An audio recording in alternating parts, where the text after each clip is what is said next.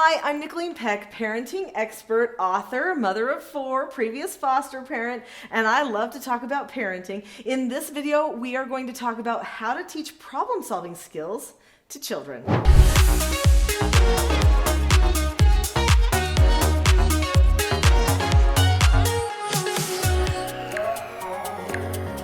When my own children were little babies, I did foster care, treatment care actually, for troubled teens all between the ages of 12 and 18.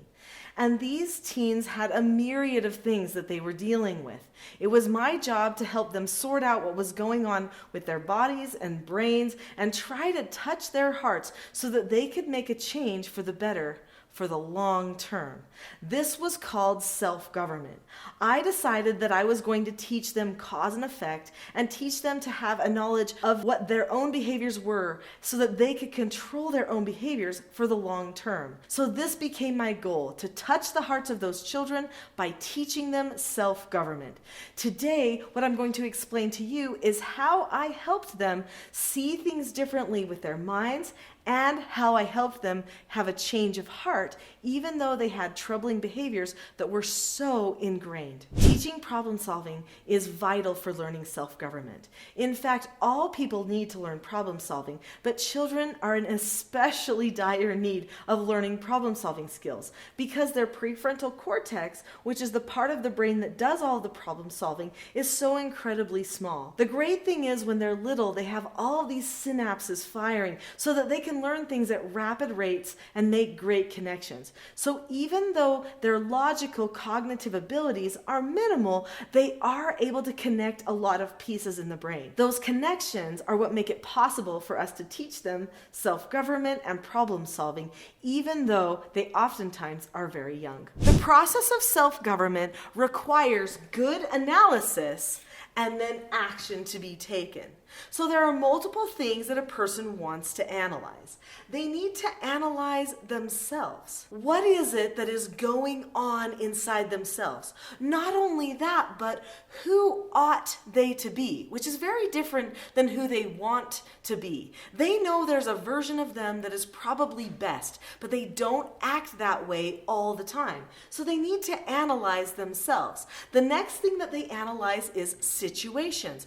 What's happening around them? If you can talk to the children more in an analytical way about the situations, then they have a better chance of solving their problems and not having repeat bad situations occur in the future. Now, don't get me wrong, this does not mean turning into a counselor to my children and trying to pull things out of them. Well, why do you think that happened? Well, why this? Well, why that? No, because their prefrontal cortexes are still developing, I help them do the analysis by analyzing for them so that they can see the analysis and notice it again in the future. So I might say something like, just now, you didn't keep a calm face, voice, and body when I gave you a no answer about having another cookie. What you should have done was keep a calm face, voice, and body, say okay, and drop the subject. Now that's going to be part of a correction step. I don't have tons of time to go into corrections in this particular video, but there are other places that you can learn corrections, such as going to teachingselfgovernment.com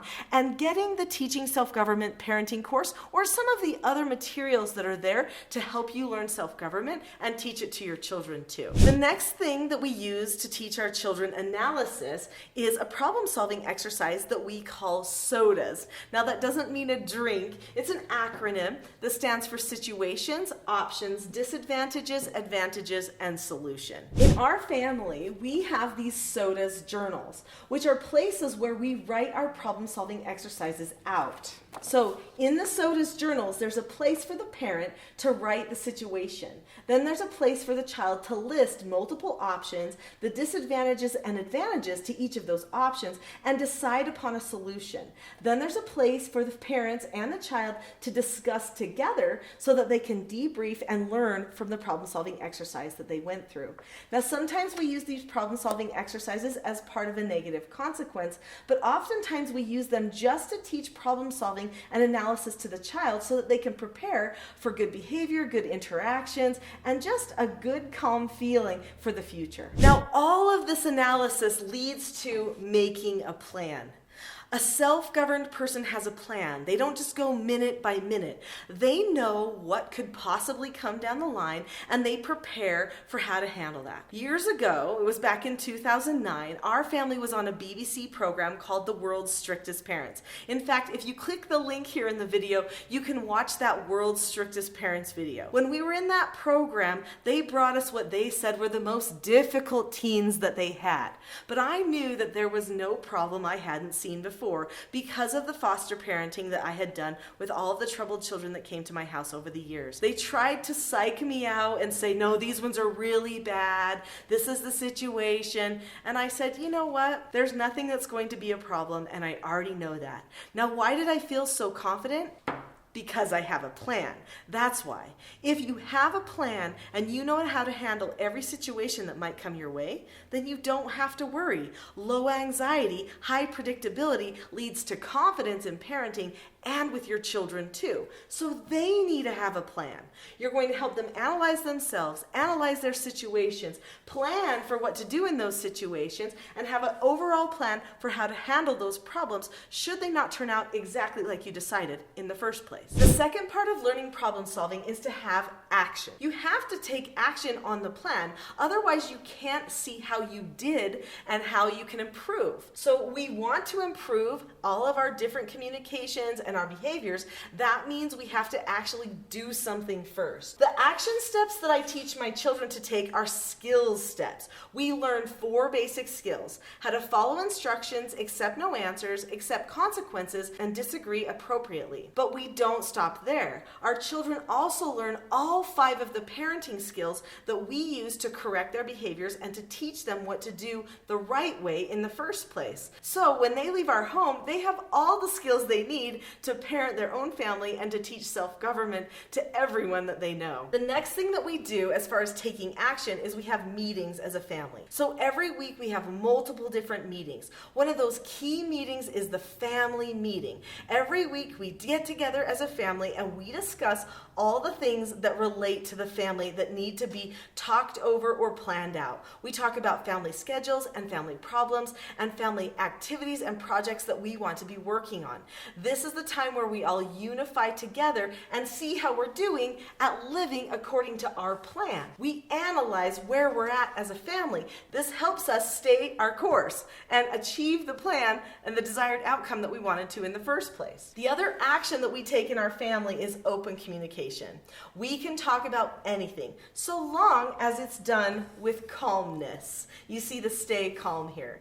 So calm communication, calm open communication is one of the things that we do in order to make sure that we become the best versions of ourselves and communicate effectively. All of these actions and these analysis steps are the recipe that you need to teach your children and yourselves better problem solving. For sure, the most difficult out of all these steps to learn is calmness. And that's because we develop habits of going to that mid or back brain when we feel worried about a situation. But if you have the skills, if you've done the planning, you're checking up with the family, you're taking deliberate action, there's nothing you need to worry about. And you don't need to take things personally. Even when someone is acting their very worst, we can always tell ourselves, it's okay, I'm going to get calm first, then we'll talk about it.